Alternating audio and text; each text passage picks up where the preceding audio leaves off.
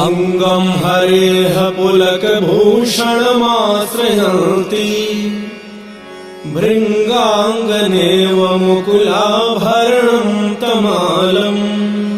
अङ्गीकृता अखिलविभूतिर्पाङ्गलीला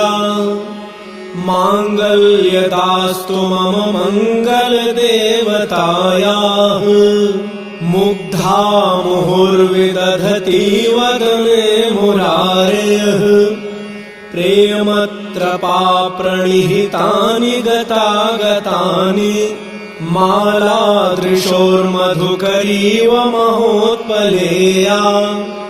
सा मे श्रियं दिशतु सागरसम्भवायाः विश्वामरेन्द्रपदविभ्रमदानदाक्षम् आनन्दहेतुरधिक